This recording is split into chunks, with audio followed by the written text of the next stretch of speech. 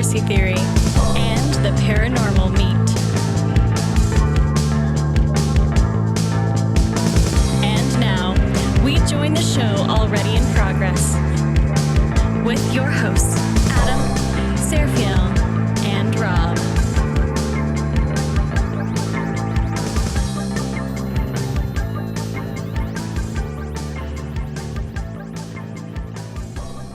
Let's get into just like how you became interested in a lot of this kind of stuff and got interested in doing your own podcasts and doing what you do. Well, I mean, it really goes back to when I was a kid, and I'm sure it's that way for a lot of us that do the paranormal podcasting.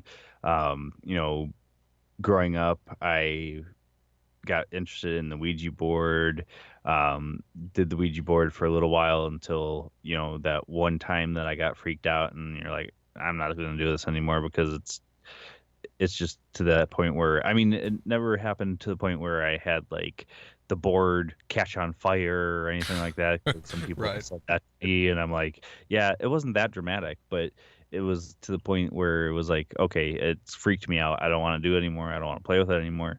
So that went off to the wayside. And then I got really interested in tarot cards. So I started practicing with tarot cards for a while. And then, it kind of died down. I mean, I had that interest with looking into Bigfoot and Loch Ness Monster and that sort of thing. But not until I was 26, 27, somewhere in there, I started getting the interest again, probably around the time that Ghost Hunters popped up on TV.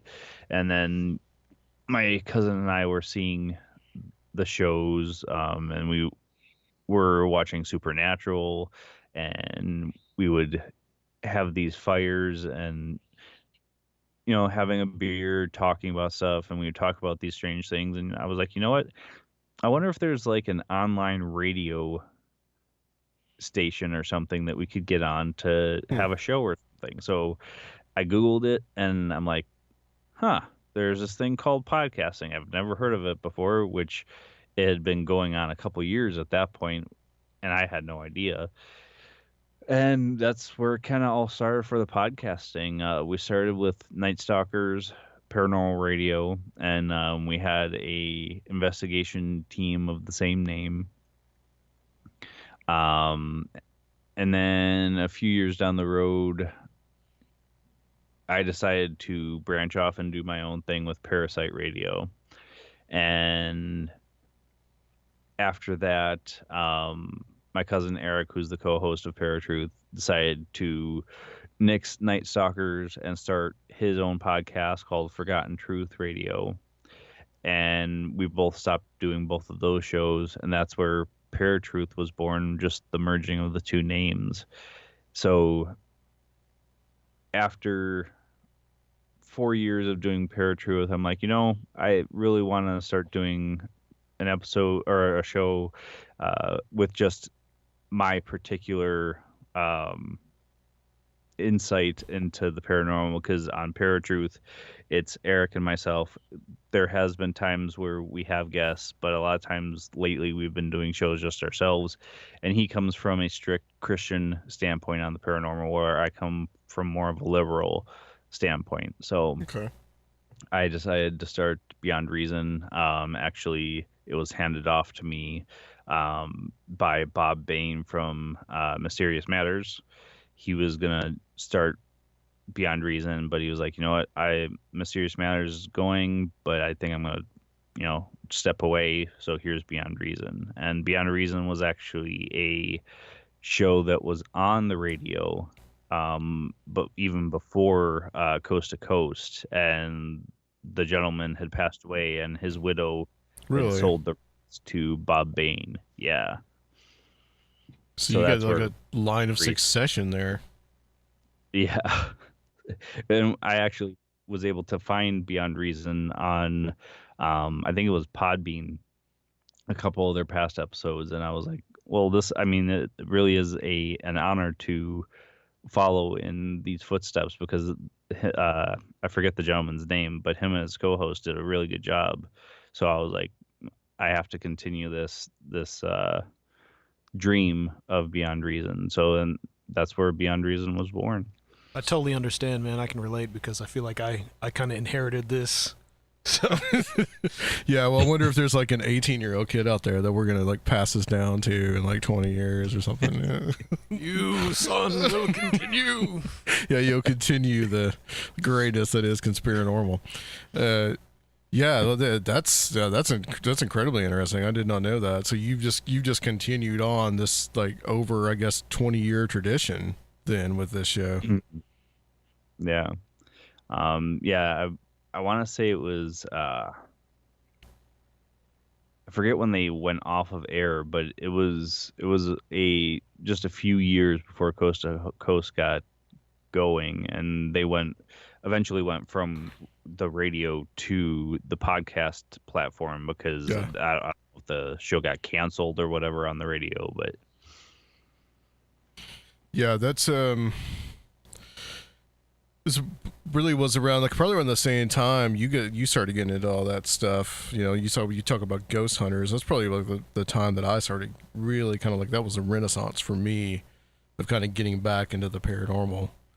Whereas before I had always had that interest in it, but like that, for some reason, that TV show just kind of galvanized a lot of people back in 2004. I mean, I think that really was the starting point of the paranormal revolution. It was super taboo, and even when they first started, it was still taboo to even talk about. Oh, you've had these experiences. You don't tell anybody. That's weird. You don't want people to know that. And now today, it is still kind of taboo, which is kind of odd. We're in 2019, and these things are still. Oh, you shouldn't talk about that. That's just weird and odd. You don't tell people those things, but it's become more normal. Paranormal has become the normal.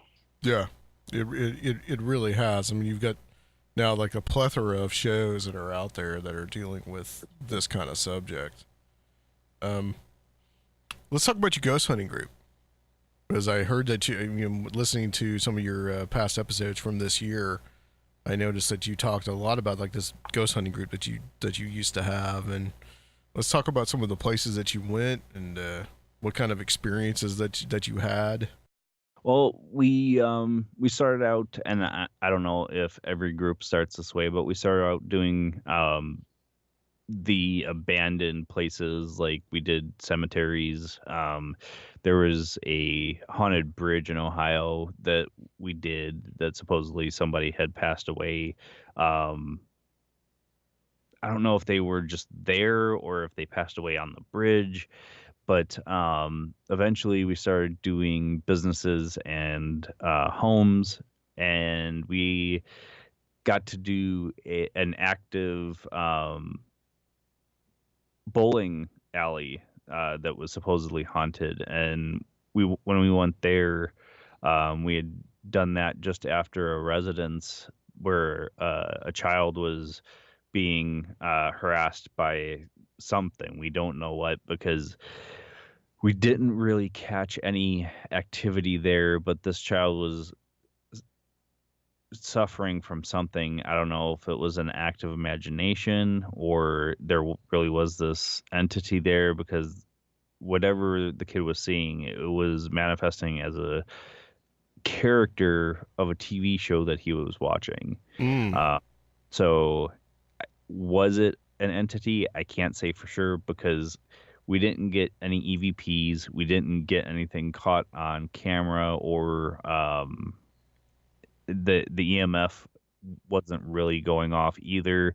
There were some high points in the house, so maybe it was just high EMF that this kid was sensitive to, maybe, and it was causing him to see things. I don't know. But when we got to the alley, they had me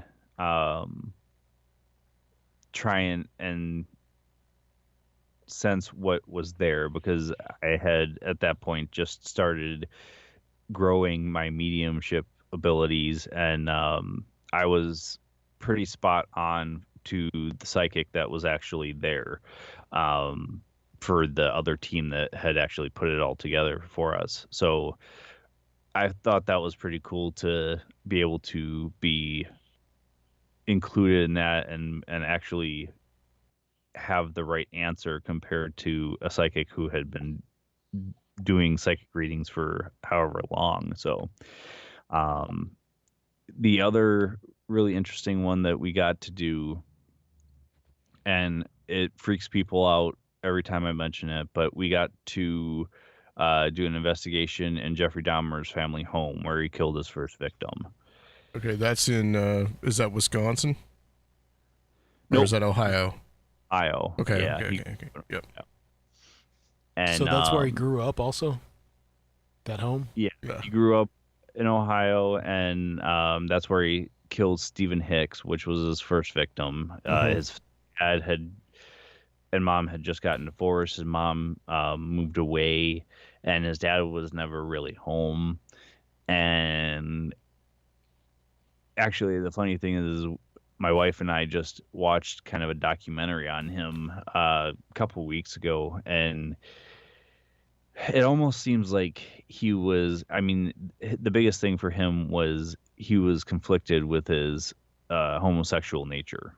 Yeah. You know, it was one of those things where back then it was a taboo thing for kind of that thing as well. So, you know, when we did the investigation, the house had been remodeled. The garage where Stephen Hicks was killed and dismembered was actually now the living room for this guy's house. Does he know that? Yeah, it was actually a rental. The guy that owned it had, I guess, been pretty upfront about it, and the renter was having this activity go on, and so the guy must have just been like, well, you know, this is the Dahmer house, and gave him a good discount. He's like, oh, by the way, Jeffrey Dahmer killed his first victim here. I'll take care of the water bill. I'll give you $100 off. Well,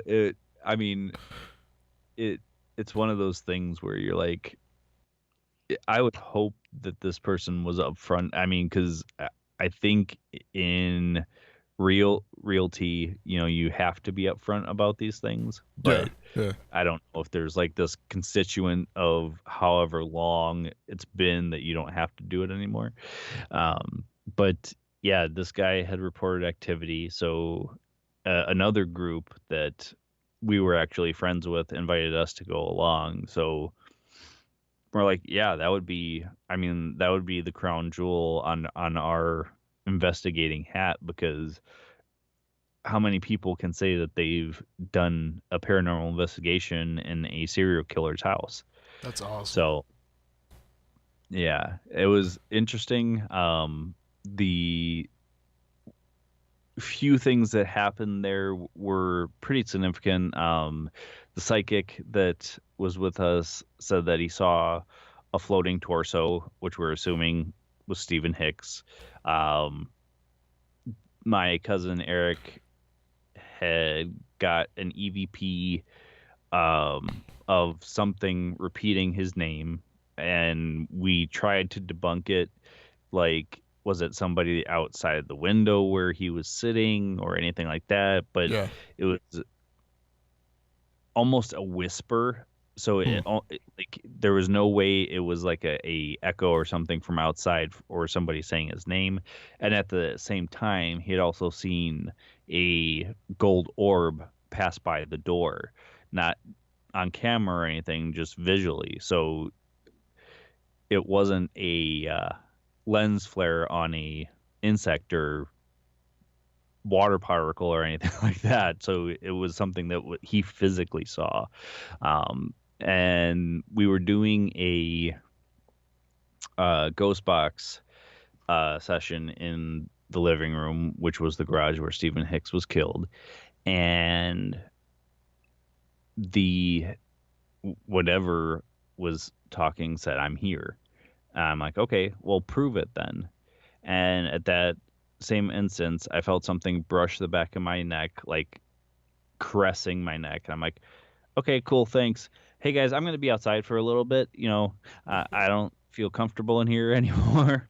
So I went out for a few while they finished up the ghost box session.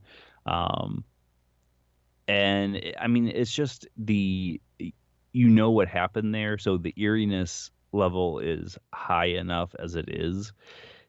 And, to hear some of the history, like he was the typical serial killer. He was torturing little animals when he was younger. Yep. He nailed a cat to a tree while it was still alive. And the nails are still in that tree to this day.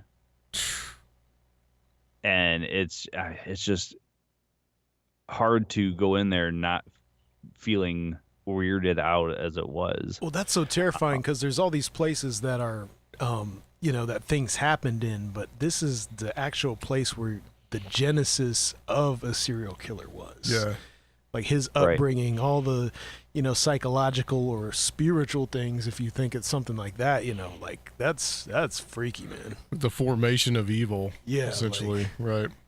And it almost makes you wonder, like, was this guy afflicted by something? Because once he got to jail and he became born again, if you will, it almost seemed like he had a completely different change in his personality. So was something going on from childhood until whenever they caught him and he became saved again? Was it he was just kind of a weird child? Was there some type of chemical imbalance? I guess nobody really can say, because all of those things can kind of go into the same category of the mind being afflicted, because I'm sure there's a lot of people that are in psychiatric wards now that were just mediums and they didn't know it, and it drove them insane. Yeah, and if there was an outside influence that led to any of that, you guys were at ground zero of wherever it came through, right? Yeah. That's what's freaky. I think there's something to be said for some of that. You got to take it case by case. A Dahmer, somebody like that, these serial killers, a lot of them are just sociopaths and they're master manipulators. Like Bundy, I mean, he was the same way. I mean, he would, he manipulated several different people, like he just, he had James Dobson really thinking that he just said it was all about violent pornography. That's what set me off. That's what it was. And, he manipulated him because, it was just all press time and just keeping himself in front of the camera. Dahmer, I mean, he could have just said that stuff. I mean, there's really no way to know since the guy's dead, but Jesus did get him in the end because the guy that killed him actually thought he was Jesus Christ. But I didn't know. Yeah, the guy that killed him in jail had delusions that he was Jesus Christ.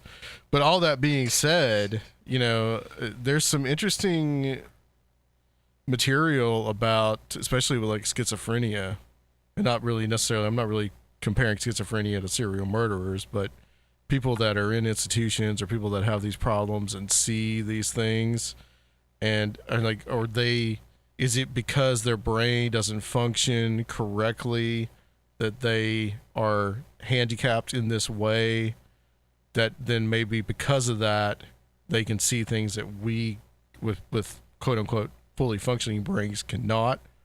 There's almost a chicken and an egg kind of quality to that stuff.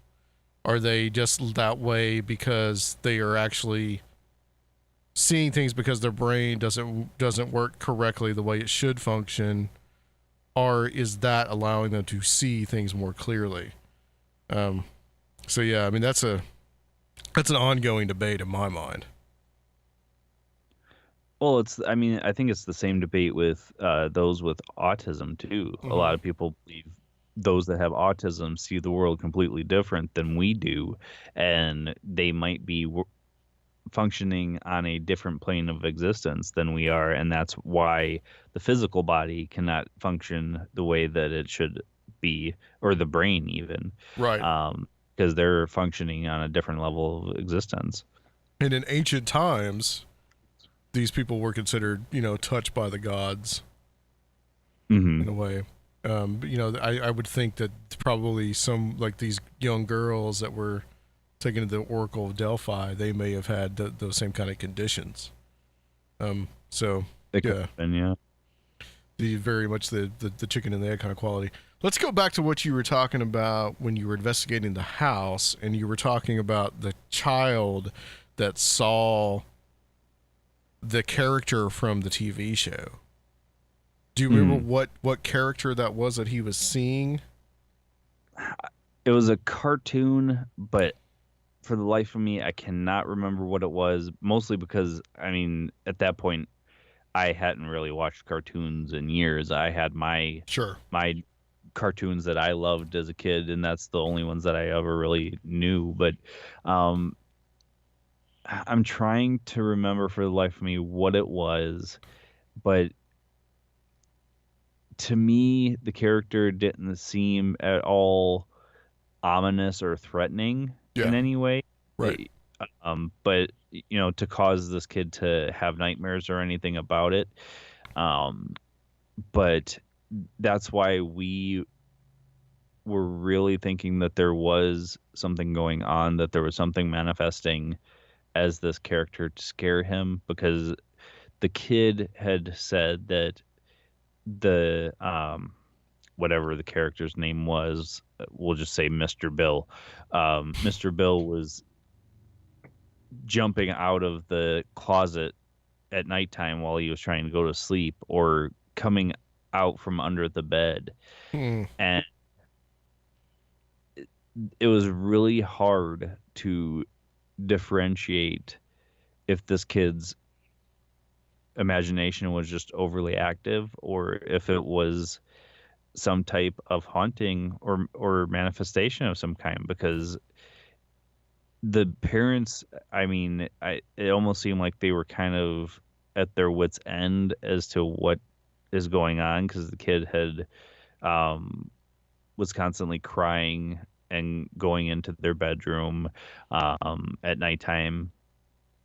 And I don't really know, because like I said, we didn't get a whole lot of response at all. Like, I'm trying to remember if we even had anything happen, but I don't think we had any EVPs, nothing on camera.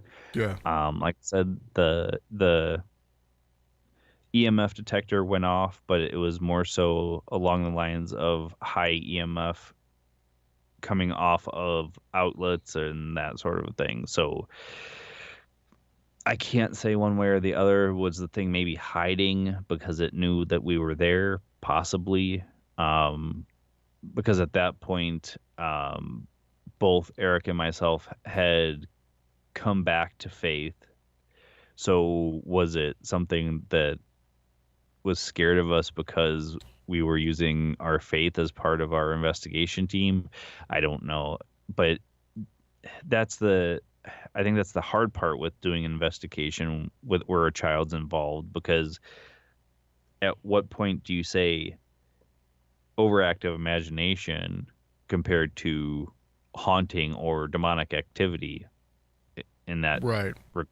I'm curious about if there was any kind of, because coming out from the under the bed, coming from, I guess, the closet, that kind of thing. That's very similar to like alien abduction kind of stuff. And you'll hear that in that experience, especially dealing with children, where they will see something that is familiar to them instead of like the quote unquote alien or something like that. Would you think there might have been something going on in that kind of realm? It could have been. And it's only been recently that a lot of people are associating alien abduction with hauntings, and maybe that they're kind of one and the same. Or there was a guy that we had on Paratruth who he wrote a book called Unholy Communion. His name's David Rufino, and he had brought up that a lot of people that are claiming that they're being abducted by aliens, he had actually helped because it's, in his opinion, it was due to demonic activity, demonic oppression. And if they were to call out the name of Jesus Christ, the stuff would stop happening. But doing the research over the years, having different guests on, it's not always that way when it comes to alien activity. Sometimes it works, sometimes it doesn't. So in that regard, what is really happening is a demon actually acting as an alien, and then this prayer and calling out the name of Jesus stops it, or are aliens afraid of Jesus' name as well, and that's what's happening. It's just one of those things that it's like, what's really going on? Because sometimes it works, sometimes it doesn't. But in this particular case, we didn't even, I don't think we even ever asked that question. Is he like being taken, or does he feel he's being taken? Something like that. Yeah. See, it would be interesting to maybe go back. I guess this was a while back now, so we're talking this kid could be a teenager or even a grown adult at this point. But it would be interesting it might be interesting to kind of follow up on that and see if now he has any experiences, or if the parents have had any kind of weird experiences. And I could almost guarantee you that they probably did. And the interesting thing about what you talk about when you were saying that he was appearing as this cartoon character that he was familiar with. Well, I mean, this goes right back to the what Greg Bishop talks about with the co-creation theory. This entity is showing itself as something that is familiar to this child. Granted, it doesn't really figure out that it's radically freaking the child out. Or I think there's psychological things to that too, as far as like the kid maybe it's kind of amorphous, and the child is kind of filling in the blanks with things that are, strong images that are imprinted on his mind. Right. Yeah. Well, thus it's a give and take between the entity and it's ourselves. still a co-creative process. Right. Yeah, it's hard to say one way or the other. I wish I had followed up with them afterwards, but it was we actually had taken that case for another group who had put together the bowling alley investigation. They had said, well, why don't you take this case for us, because we would like to start working with you guys, but we want to see how well you do. And I don't think we ever asked if they followed up or anything. We didn't follow up with them.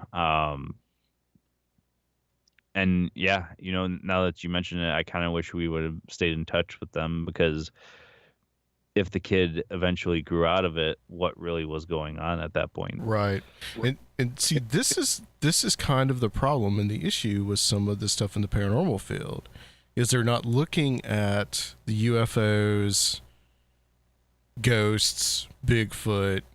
They're looking at these things as separate realms. The one does not have anything to do with the other. And they're not looking at it as unitary. That there could be the same stuff going on.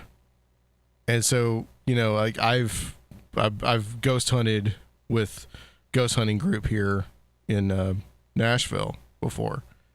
And I said something about to them about the alien abduction lore, and they looked at me like I was crazy. And I was like, I just want to be like, come on, guys, this, you need to know this stuff too, because this is as important. It may inform actually what you're thinking about. I had a guest on a long time ago. He was talking about his violent hauntings that he had in this house in Missouri. And he talked about this episode in his book, and I asked him about it, where he and his son were driving along and they see a UFO in the field. And he just kind of shakes it off, makes a joke in the book about how, I just want to deal with one phenomenon at a time. I don't want to deal with aliens, and I don't want to deal with ghosts. And I told him, I said, I think they're related. I think this is a related phenomenon. I do not think that they are mutually exclusive. But through, I think, popular culture, television, we've been given that impression. Well, I mean, it's only in recent years that has it come to light that maybe these manifestations are the same entities just trying to manifest as different things because of interest and that sort of thing. I've talked to Nick Redfern about this multiple times when I've had him on both shows, and I think that he, above a lot of the others, is one of the ones that says, it could be that there is this trickster or tulpa type element to it, or even just an entity in and of itself trying to manifest as something that not necessarily scares you, but you have an interest in. And I think that's where the big difference is between being a ghost hunter and a paranormal investigator. If you're a ghost hunter, you're stuck in that mentality of, oh, all these things are ghosts. If you're a ufologist, oh, all these things are alien. Right. If you're a Bigfoot hunter, everything is Bigfoot. Where if you're a paranormal investigator, you take all of it into account and then say, okay, well, it could be that all these things are separate, but maybe these things are all related in one way or the other. Right. Yeah, that's very well said. I mean, I think that that's the only thing that I think with paranormal investigators that I would say, read all the stuff, read everything. Right. Pick up, like, I know you're into ghosts or something, but, pick up Trojan Feast or any book by Joshua Cutchin. And you'll see that there are different, that these things parallel and match each other. Right. Yeah, Josh, I love all of his books, and we've had him on for each one. And it makes a valid point. He goes into the book, and even in the interviews, he says, I'm not going to say fairy folk, but fairy folk. Right. Well, I mean, and for Josh, it is very much where I think for him, and now Timothy Renner is along with him on this ride because they're working on this book, is that this whole idea that what we're really talking about when they talk about fairy folk is this whole idea of the other. In other words, it isn't that now the fairies have somehow technologically advanced and they're riding around in flying saucers. I joked with Josh about that one time. But it's that the fact that each different period in human history and where we are culturally influences the way the phenomenon manifests itself. Again, that's co-creation to a T. That's exactly it. At a time when we were primarily an agrarian society, this phenomenon manifested itself to us as the fairy folk. We become more this technologically industrial-based society. Now it's the space alien, and it's like this energy, and these entities, they reflect us. In some ways, they reflect our hopes and our fears too. Oh, absolutely. I think that's a very valid point too. Like, we still see the Bigfoot phenomenon now. We still hear about fairy phenomenon from Ireland and Scotland. We hear about the chupacabra, and we hear about these different cryptids, Loch Ness, Ogopogo, and it really is a matter of where your perspective is. I mean, there's a lot of European cultures that still don't rely as much on the technology, so they see things different than us here in the States, where right, technology has become one of the staples of everyday life. I mean, even look at Japan, look at the different Middle Eastern cultures where technology has run rampant. Now, they don't concentrate so much on the folklore and stuff, so things have changed. So I think that's a pretty good observation from Josh as well as from you guys, that it's just a matter of our perceptions are changing, so these entities have to change the way that they manifest themselves. Yeah. And we don't know exactly what that mechanism is. Like, we know exactly what this other, why that is. It just is that. And I've always kind of speculated that these are natural beings that have been here on the earth for a long time, maybe even before we were. And they're just more of a force of consciousness. I play with the idea of, like, I like the way that the jinn are described in Islamic mythology, and I think that this comes close maybe to how they may actually be. In other words, the jinn are described as being this other creation of God, and they are just like human beings. They are good, they're evil, and some of them are neutral. They don't care. And they're just another energy, another kind of life force that is also around. And I think that comes close to maybe explaining it, but I don't think it's the entire explanation. Well, there's a lot of cultures that believe that there was civilizations prior to ours that are now existing. I mean, some people believe that they've gone to the inner earth. Some people believe that they created these UFOs, and that's why we're seeing the UFO phenomena and so many different types of aliens, because they were cultures prior to ours, and then they advanced way above what we are today. So I think that there's something to say for that as well, because I mean, there's even a theory through biblical culture that say, there's this gap theory that between creation and creation of the earth and the creation of man, there was had to be something in between. So was there multiple civilizations prior to ours? I honestly believe there has been, because there's enough evidence of it to say that there had to have been some type of technology prior to ours. I mean, look at Egyptian hieroglyphics. There's been Sumerian hieroglyphics that would signify that there was some type of flying objects around back then. I don't know if you've ever seen the image of a UFO in the Last Supper painting of Leonardo da Vinci's Last Supper painting of Jesus Christ. No, I've never seen that. That's interesting. Yeah.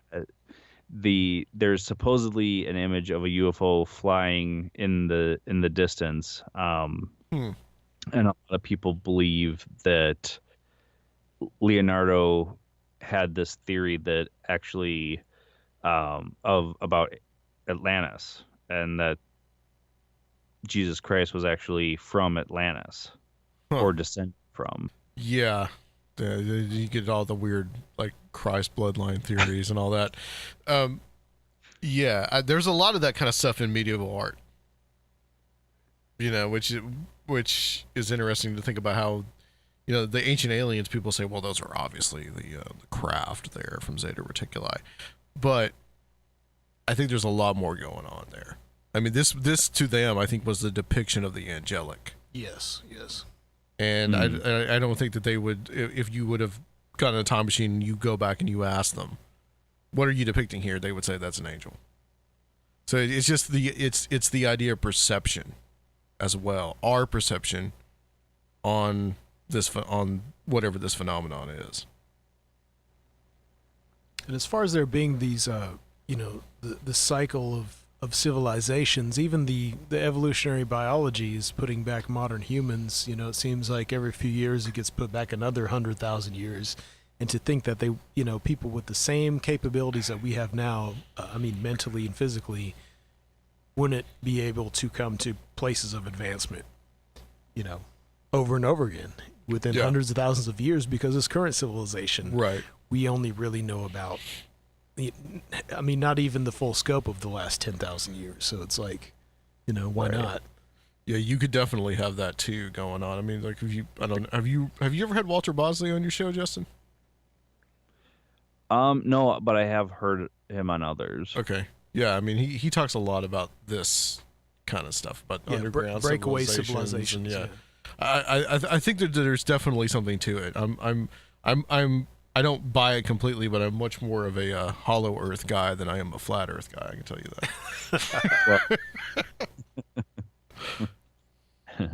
that. There's a friend of mine who has been on Paratruth Radio, who wants us to revisit the flat Earth thing, and it's like, yeah, no, not really, because quite honestly, I don't believe in the theory, and it's one of those things like he'll say that, you know, it's, you know, NASA's fooling us, and you know, they're putting the Earth in a fisheye lens, and that's why it appears round from outer space. And I'm like, yeah, but this goes back to like the time of Galileo and Socrates, and even a little bit further than that, where they didn't believe the fifth. Well, it's all a Masonic Jesuit conspiracy to make us believe that the Earth is A, round, and B, not the center of the universe. Oh, okay. That's what it is. Okay.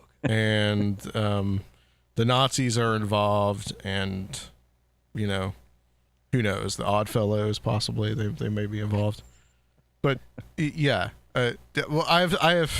Well, the thing with those don't people, get me started on. The thing with those people to me is that they're not acknowledging that amateur astronomy is like amateur radio, and there's a worldwide community of people that exchange information that are. I mean, it's an impossible.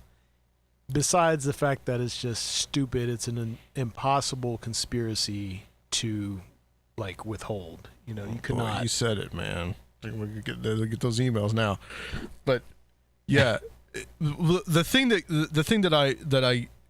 flat Earth stuff is that it's this whole outgrowth of the conspiracy culture, in that we cannot believe anything the government tells us.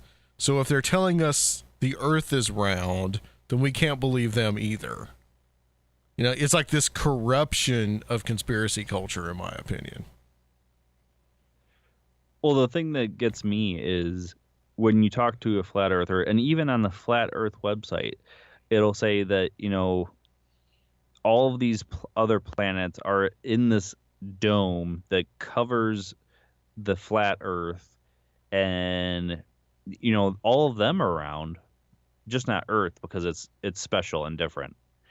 And I'm like, yeah, that doesn't make any sense. I mean, like, even from, there are, oddly enough, a lot of Christian people that believe into this flat Earth thing, because I think that particular fact that they want to believe that the Earth is the center of the universe, that it's special compared to the rest of the planets, that there's no way that there's life on any other planet because God created life on Earth, and that's it. And I'm like, that is the most closed-minded thing that you can ever think of. Like, yeah, there's probably not a whole lot of life out there now, because since they're so far away, we're just seeing stuff now that they probably were in their prime, and now it's just dead worlds.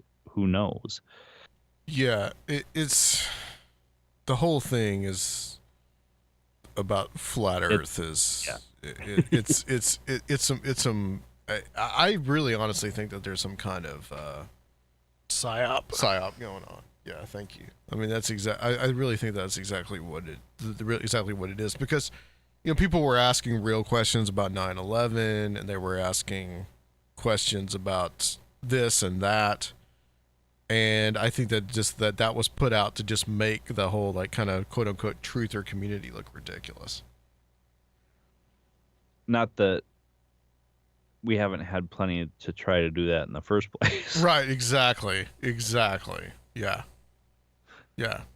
I mean, it's the issue too, though. Why it really resonates with a lot of people that are Christian too, and I think that's because that they feel like it really explains things simply, when you don't really need such a simple explanation. And I believe that's what you're getting at with right. what you were saying, is that you don't need that simple explanation. But people feel that they do need the simple explanation. Well, here's another element. Of course, the excesses of conspiracy theory are being targeted by the media, and everyone is, unfortunately, I feel like on the paranormal end of things are like joining in, but it's coming around to the paranormal world too, to strange archaeology, to even alien phenomenon, and this different stuff is getting lumped in this demonization of conspiracy theory. All this paranormal stuff is getting lumped in and demonized also. So yeah, that's kind of weird, the whole ancient aliens is racist thing. It's getting tied in and saying, oh, see, look, good Nazis point. Believed in this alternative stuff. So if you believe in alternative stuff, you're a Nazi. It's like, yeah. So it's getting scary. So I would say to a lot of the paranormal people, like, you're next. You can join in the demonization of conspiracy theory, but they're coming after you too. Well, YouTube is already starting to kind of not necessarily take down, but change their algorithms where people aren't finding stuff anymore. I mean, right. I know that I some other paranormal podcasts that, if anybody listens to this show regularly, they know probably what I'm talking about, have had issues with this. Larger podcasts than ours that have had issues with it being shown that there's new episodes out, and it's just, non-political. Yeah, one in particular, those conspiracy guys, they are one of the ones that are a relatively big podcast where they were getting a lot of their money from YouTube, and YouTube completely shut down a lot of their episodes. Right? Really? Wow. It's such a non-offensive program. I mean, it's kind of just like a review of different conspiracy theories, isn't it? It's not even like, it doesn't even seem like they have an agenda at all. The other, right? Well, that's the part that's the problem. Now, this was actually something that I was wanting to get into with you. I'll get into the main part of it, but the problem is that I feel a little vulnerable here, because I'm like, well, we're called Conspirinormal. Oh yeah, right in the crossfire. And like that algorithm is stupid, man. It's just going to pick you up and just throw you away. And I think that's where the alternatives are going to have to start coming into play, because a lot of the mainstream media right now is, I think they're along those lines of what Trump has deemed fake news. So YouTube, Facebook, I mean, even Google is probably limiting how you can find these different podcasts, YouTube shows, anything like that. And a lot of people will say to me that, oh, this Facebook algorithm stuff is stupid, and I'm like, yeah, but we're still using Facebook, right? We're still using YouTube as a main source of entertainment. We can't have like this free marketplace of ideas if it's all centered around certain apps. If it's all like a oligarchy of ideas, this isn't right. We need our free market of ideas, and it's been the problem with the whole internet becoming more of an app-based. Even the conception of the internet to your mainstream population now is more app-based. It's not a wide web where you can go to all these different URLs. People are they're in those apps. They're in these 4 or 5 websites, and that's it. Like, it terrifies me. Yeah, I mean, even with myself, like, what do I go? Netflix, YouTube, Facebook. That's Right. it. That's Twitter. That's pretty much it. I mean, that's where we've gone. Where like the internet used to be this free exchange of ideas, and now it's just these people are just restricted to restrict themselves. Yeah. Honestly, to these different entertainment platforms. Right. And I'm guilty of it just as anybody else. Right. I think we all are. We've fallen into that trap of what's popular. Oh, okay, well, then I better get that app because everybody else is using it right now. Well, we've got to make this switch, too. We've got to develop some alternatives before the net neutrality stuff really starts getting chipped away more, because I think really what's on the table is reduced internet prices for only app-based devices. So there won't be just general data allotted for exploring the World Wide Web. It'll be like, free internet with your 4 apps. It's I think that's the real danger. And after that, when people don't even have access to to other free information on the internet, that's what really scares me. I think it's coming. I have no doubt that there's going to be a point where, I mean, a lot of people have talked about recently the fall of the internet, that the internet's going to crash itself because it's become so large that at what point does it keep working with the expansion that it's had? And that's something that's scary in and of itself because we've become so dependent on free information. Well, we'll get back to doing like zines and terrestrial shortwave radio shows, and like I don't care. I'm ready. Yeah, it seems like that's where it's going back to, or it's all going to be demonized as being part of the dark web. Yeah. But Justin, have you heard about what has come out about Alex Jones in the last few days? Because I haven't. I think this is something that now that we kind of like, we look at Alex Jones and we kind of laugh at him, because he's always been very buffoonish, and especially after that 4-hour Joe Rogan episode. If you know what I'm talking about, I mean, that was just a shit show altogether.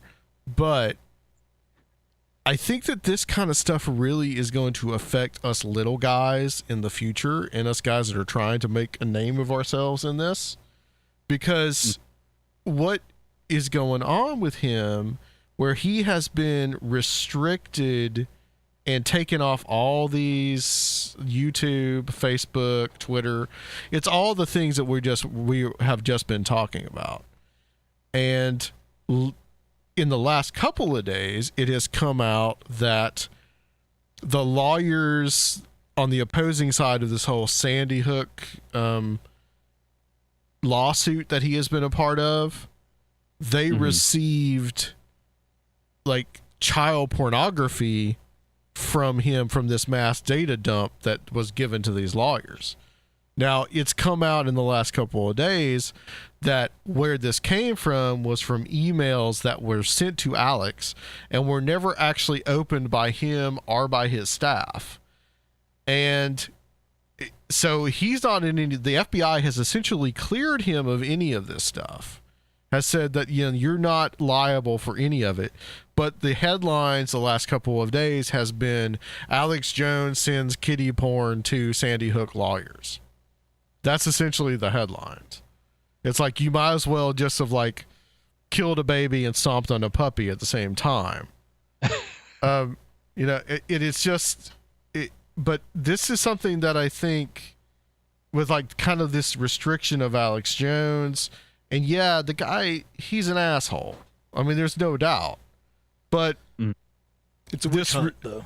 Yeah, it's a slippery slope, and I think that it's really going to affect some of us in this podcasting community, if not all of us in this podcasting community, whether we talk about conspiracies or we don't talk about conspiracies.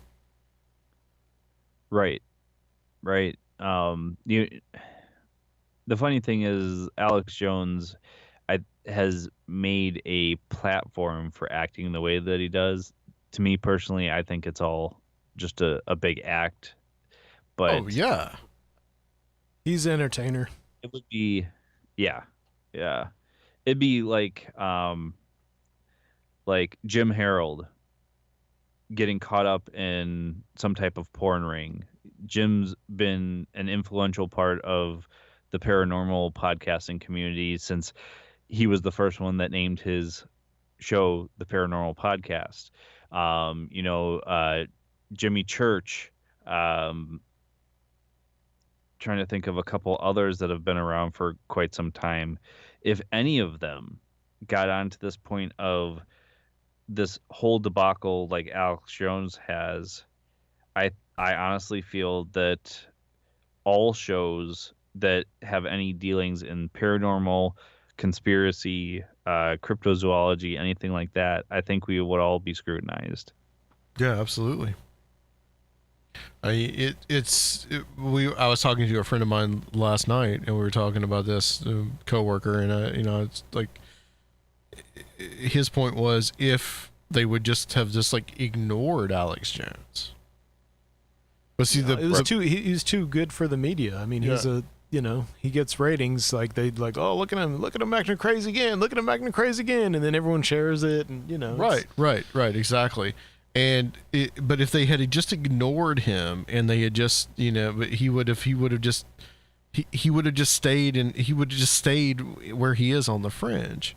But they bring more and more attention to him, and stuff like this, especially, is just going to bolster. It's just going to be confirmation bias for a lot of people and say, well, see, they actually are trying to destroy Alex Jones by sending him kiddie porn. And, so there must be something about it. And it's just going to keep going. It's just going to be this big circle.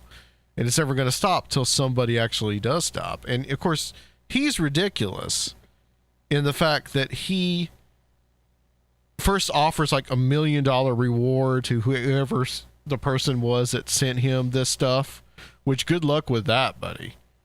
And then he had to take it down to $100,000 reward, and because he doesn't have that much money. Well, and he made comments that they're interpreting as him threatening the people, and yeah. But then he says statements like, "Well, I would never have sex with kids. I'm not a Democrat." Yeah. Because only Democrats, apparently. So he's not helping either, Yeah, no, he's not helping with any of this stuff, for sure. Yeah. Well, I think that's where they're going to have the biggest field day, is because he's going to turn it into conspiracy stuff, because they're coming after him specifically for whatever it is that he's trying to expose. But I had a guy on Beyond Reason who believed that the government was attacking him through some type of technological warfare, where they were invisible and spraying him with chemicals that were making him sick.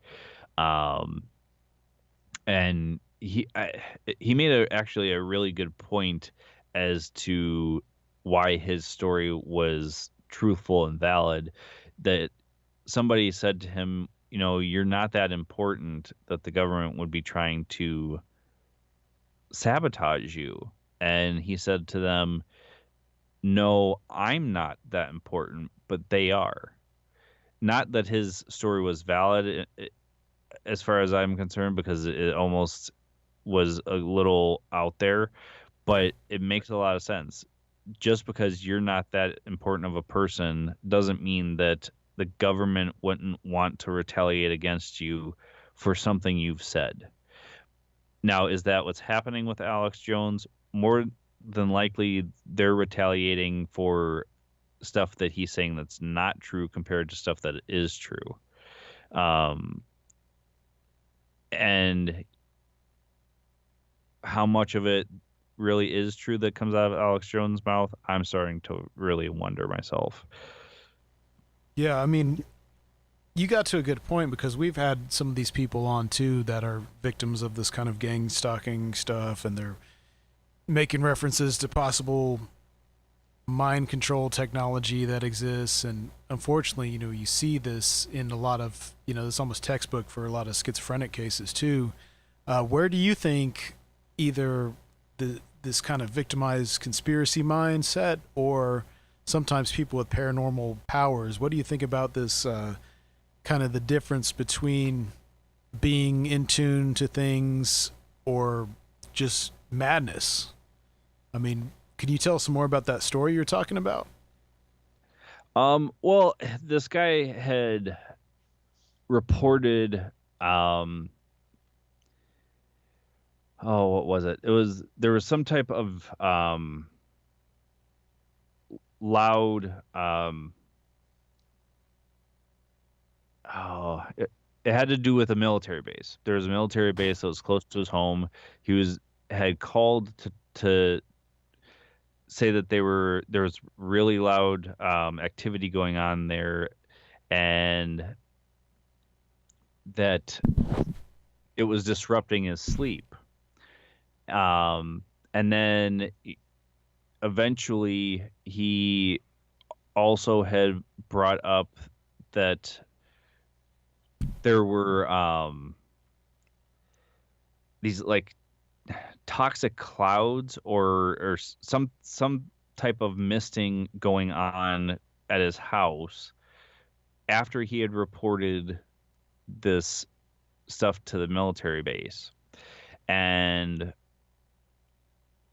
the whole thing was kind of making him physically sick. Eventually they stopped doing that, and they were somehow always constantly spraying him with some type of chemicals. He has a literal tin foil hat that he puts under his baseball cap, and puts wet paper towels underneath that, because that stops the irritation from whatever they're spraying him with. And he feels that they can somehow go through walls and be invisible, and they're spraying him with some type of irritant. And I think, whether he was mentally ill or not, I don't know. But I think there's a really fine line when it comes to the paranormal and mental illness. Yeah. There's a lot of people that see things that aren't there. I mean, but we have psychics and mediums that say that they see and hear things that normal people can't. So is it really mental illness, or is it these people were seeing and hearing things and we're just told, hey, this is a mental illness, here's some drugs to suppress this, and that was the end of it, because the drugs chemically altered their brain where they're not seeing these things anymore. Right. I think that goes back to the discussion we had about schizophrenia, and whether or not what you are actually seeing is quote unquote real. Is it an actual spiritual reality those people are actually perceiving? Is it the same way when someone that is really deeply into this conspiracy stuff, they can begin to see the black helicopters or whatever, or they can begin to see the fake agents in the woods, or, this kind of stuff. However, it gets even more complicated when you get into stuff like with Robert Guffey's Chameleon, where you actually, that this gang stalking technique actually does exist. And so it gets super complicated. And I think in those cases where you could already, like these, it's not even just like government or military that do it. It could also be the private sector that can have this kind of technology as well. But they could purposely pick someone that is already mentally unstable, and that just, says, well, they drive them even further insane, and they can just say, well, look, he was obviously crazy. Yeah, so, that's exactly what he was talking about. It's there's such a fine line with so much of this stuff that we just don't know. But it's better than just being normal, I'd like to get your thoughts on, because I was listening to one of your episodes, one of the more recent ones. Is the guy was talking about his dog man and Bigfoot encounters. You look at something like Bigfoot, and we've said it many times, where Bigfoot is, you can almost see that as being a possibility, however remote. But like something like Dogman, I mean, that's just weird. I mean, there's something like that, just like you would think that should not exist. Well, the one thing that I think when it comes to Dogman, and I kind of talked to Linda Godfrey about this on Paratruth Radio, that maybe it's some type of throwback to like the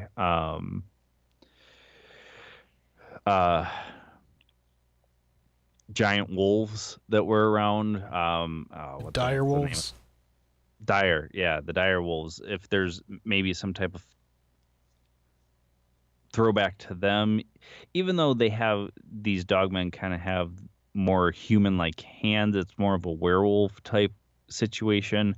But maybe that the dire wolves kind of morphed and mutated, kind of like a lot of these creatures that we believe exist today. I honestly think anything that's in the cryptozoology world, maybe it's more of a mutation from past animals that originally existed. They've just gotten kind of smaller.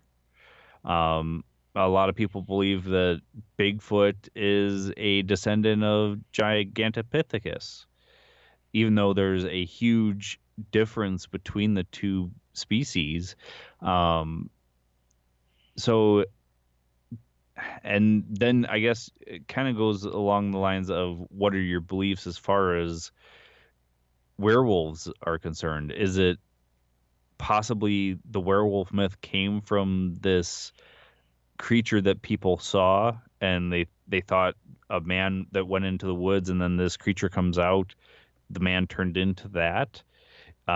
Did the werewolf myth come more from the disease where you grow hair all over your body, your gums kind of recede, and got these thing-like teeth? Or is it more so that these dogmen are some type of offshoot of the Bigfoot? Maybe a Bigfoot that had gone feral, and the snout elongates a little bit, and the canine teeth are more protruding, and that's what happened. And then eventually these creatures started breeding with Bigfoot, and we have this dogman creature that we have today. Yeah, I mean, I guess that all that could be a possibility. What's interesting to me is that the Dogman has become really popular lately.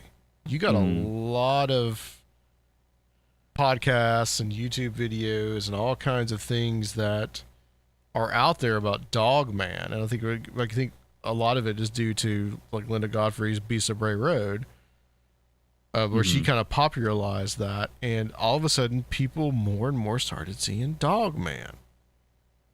And I feel like it's just it's another aspect of this phenomenon where it's entering into the popular culture, and then people start seeing it, which enters it more into the popular culture, and people start seeing it more and more. And some of those could just be stories, but it seems like, again, this is something that's manifesting itself to people out in the woods now as instead of Sasquatch, it's Dog Man. Right. So, and that kind of goes along the lines of the co-creation thing, like you were talking about. Like, are these things just picking up on popular culture? So that's what they manifest as. Yeah. Yeah. It's really something. It's really something that does make you wonder about it. Well, Justin, I mean, this has been awesome, man. It's been awesome having you on the show. Yeah, definitely. Thank Nice you to for meet you. making the time for it. Yeah, I appreciate you guys having me on. And the entire reason that I decided to have you on, Adam, on my show was because I listened to you guys for a couple of years now, and you guys always do a great show. I love listening to the evolution that has gone on between the intros and how you guys do the show. Hearing Luke and Rob and then Serfiel, and you guys interact very well together, and I love when you guys have people in the studio compared to over the phone. I can only hope that I can get to that point where I can have people in studio, because it's been very rarely that I've ever had somebody in studio to do an interview with. But yeah, I do appreciate you guys having me on. It's been an honor and a privilege. Yeah, absolutely. Where can people find the show? Where can people get in contact with you? What's next for you? Well, they can find both shows, paratruthradio.com, beyondreason.net. I also have a personal website, justincancilliere.com, because I am also a author. I am working on my second fictional book, the sequel to my first book, which was The Legendary Creature Project, The Griffin.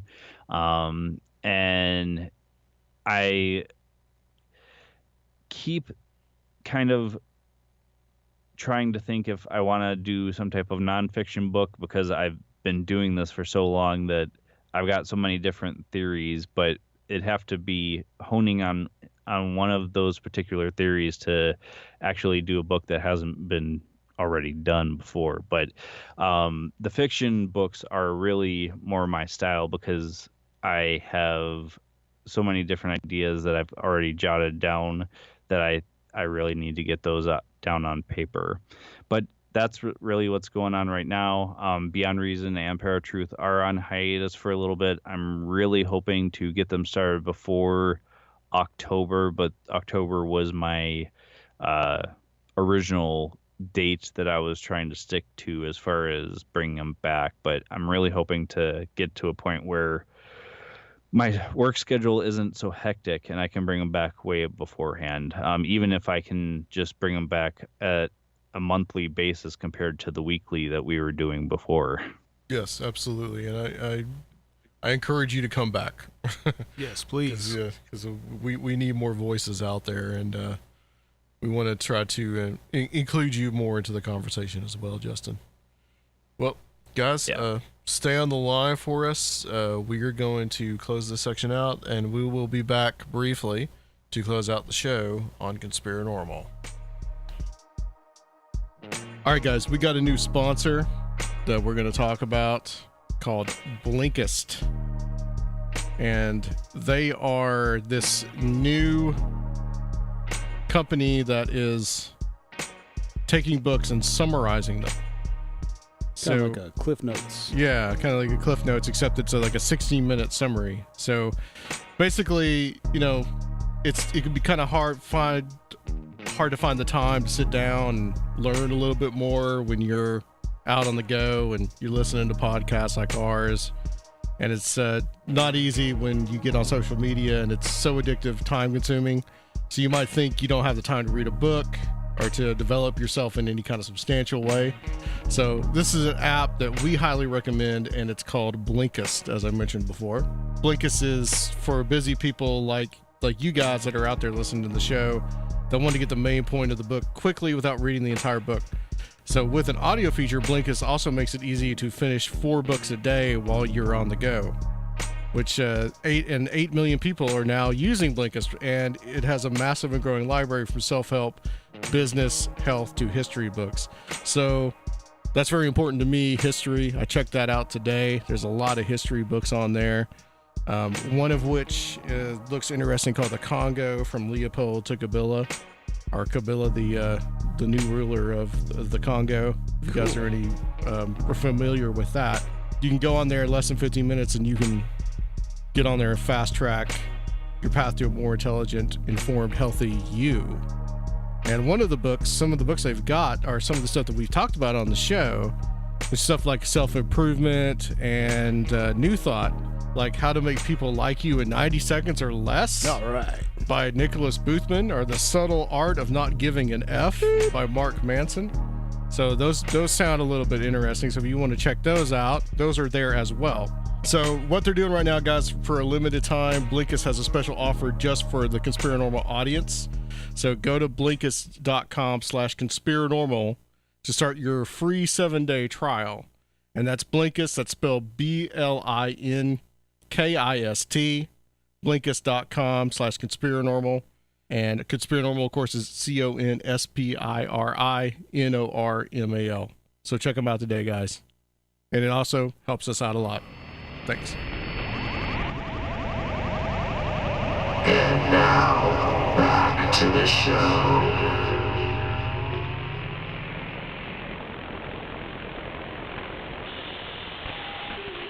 So, that was a good interview with Justin Cancilliere from the Beyond Reason podcast and the Paratruth podcast.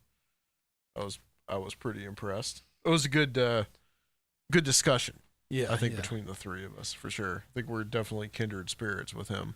Yeah, it's cool to talk to someone real well-rounded, and you can kind of just shoot the shit. Yeah. This whole Alex Jones thing, I mean, it does kind of worry me. Yeah. I mean, does it? What do you think? Well, I think he's just such a media spectacle that it's totally trivialized our entire world pretty much. Yeah. But he being a public figure and trying to use like email accounts of receiving things from thousands of random people every day, and I was talking about how in the media, it really doesn't matter what's behind the headline. No one's going to read that shit. All everyone is seeing is just Alex Jones kiddie porn. Right, and they're making the conflation. Yeah, so with it. Right. No matter what it is legally or what actually happened, that's going to be what's in people's minds. But I also talked about that Alex Jones was early on throwing around just like it was nothing, accusing people of being pedophiles. Yeah, the whole Pizzagate stuff. Yeah, so right. It's like not that there never is any kind of weird shit like that. We've talked about that before, but. Just throwing it around like it's meaningless, and it's probably going to come back. Well, I mean, and he did promote the Sandy Hook stuff. He promoted all that Sandy Hook was crisis actors. Yeah, and it was his listeners and a few others, but I think primarily his that did go and actually harass people. Trying and thinking that they were being crusaders and thinking that they were going to expose this big evil or whatever. That's been one of the big fallacies about the whole Sandy Hook thing is people thinking that it was just all crisis actors and nothing ever happened. Yeah, it's crazy. Yeah, and I understand if there's legal consequences for doing that. Yeah, because these families, actual people in the real world, and we have, there's defamation and all kinds of different laws. Yeah, already. Because these families have been harassed. Yeah, by people that have listened primarily to Alex Jones, but at the same time, it's like he's getting blamed for a lot of that stuff, but he's also been blamed not just for that, but for getting Trump elected, apparently. Right, and this whole kind of alternative media, cultural shift that we're seeing. It's like it's an attempt to demonize this entire world, Right. Not just right wing, political people. Well, I go on YouTube today to try to find out a little bit more about this, and I get this newscast from Connecticut, right? One of the local stations there, and then they're a little snarky about it, but whatever. They still report exactly what Jones said and show his craziness, his ranting and raving, which actually does not help anything.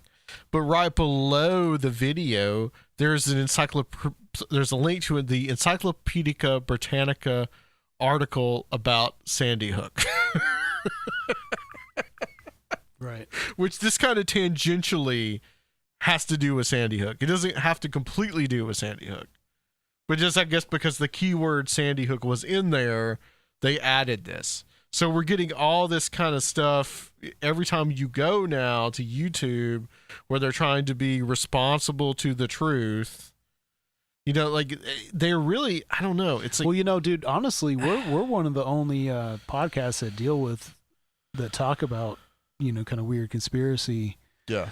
The weird conspiracy world that hasn't really openly on the show talked about our continuity of podcasting plans, because a lot of them do talk about that and are way more worried than we are. This latest thing though, I mean, it's just like if they can get rid of someone that is as big as Alex Jones, they can get rid of the little person as well.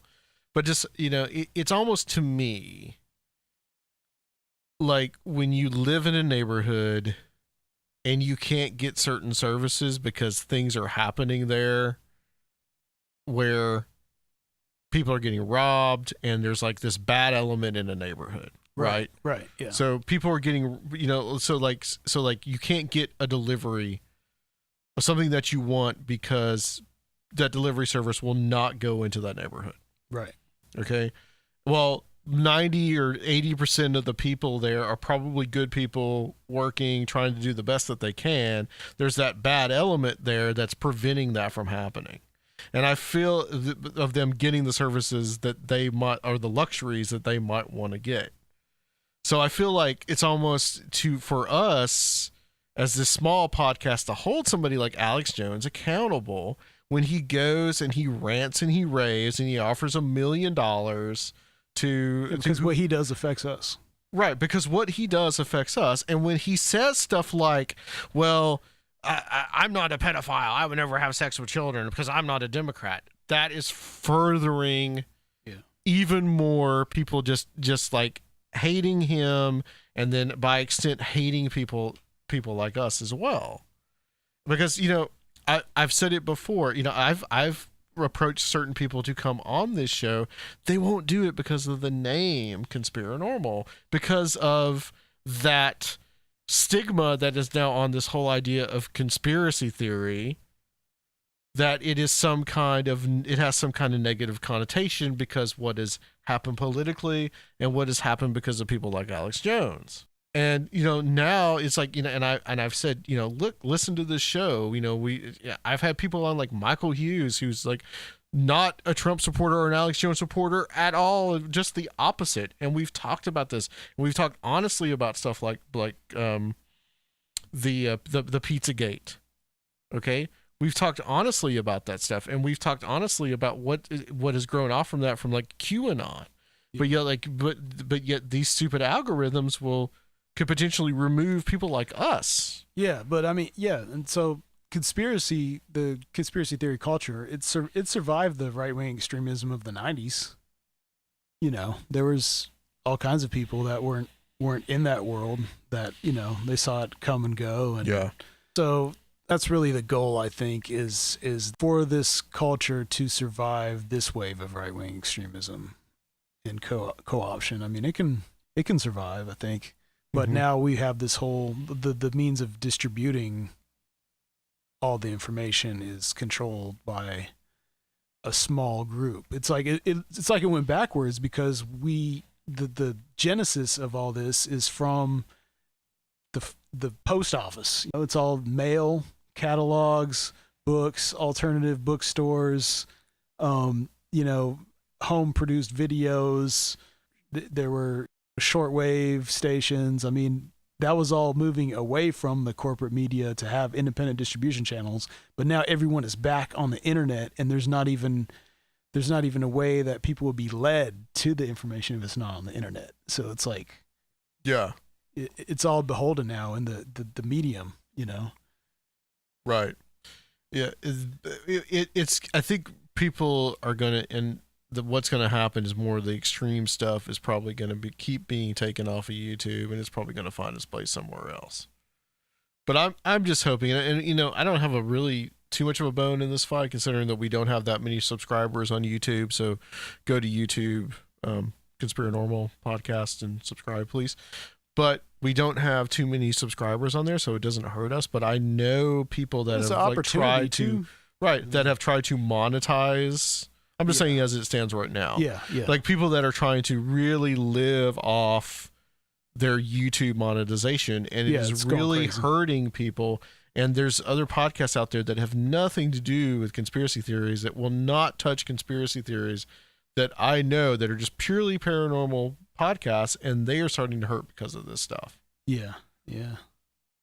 And it's just kind of like this crazy world that we're living in, where everything is seen through everything is political now.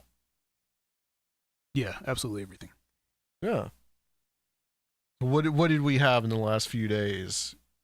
What? Here in Nashville, the statue that got, you know, over there on Centennial Park, over where the Parthenon is, that got sprayed painted with, like, it said like they're racist, and it was something about like Civil War dead or Confederate dead. I can't really read the inscription on it because the pictures that were sent me were too low quality. I'm pretty sure it's just a war dead monument.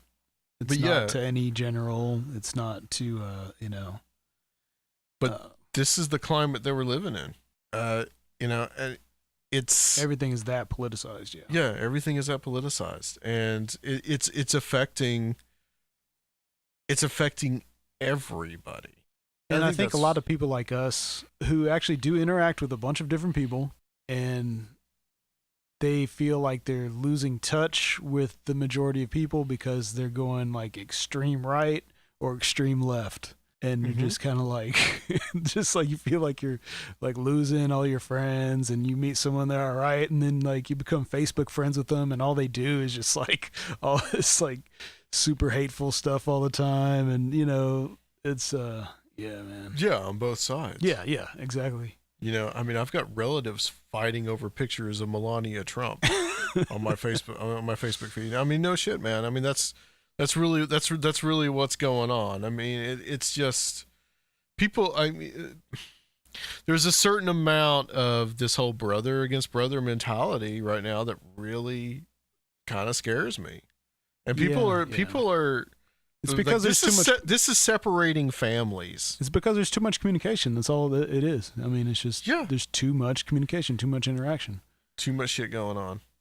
Yeah, it's information overload, and it's the death of the civil society that you had.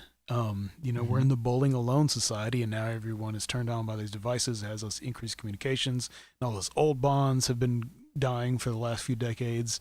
So yeah. It's madness. Madness. Yes, it is. And if you'd like to be part of our madness, find us on Patreon. And where can they find us there, Seraphiel? You can find us at patreon.com/Conspirinormal. Or if you want to just do a one-time donation, you can go to Conspirinormal.com.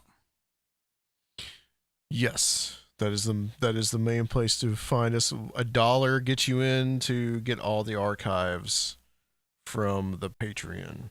So, guys, we're going to be back next week, and we're going to be in here getting alchemically stoned. That's how it's going to go. Oh, man. All right, guys. Join us next week on Conspirinormal. Modelo.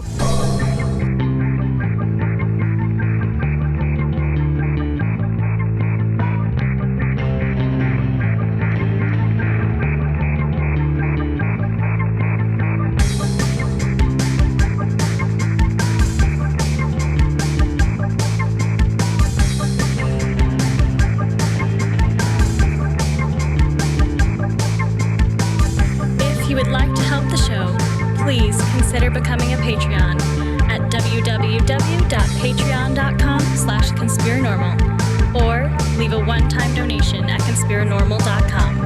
And please check out our YouTube channel, Conspirinormal Podcast.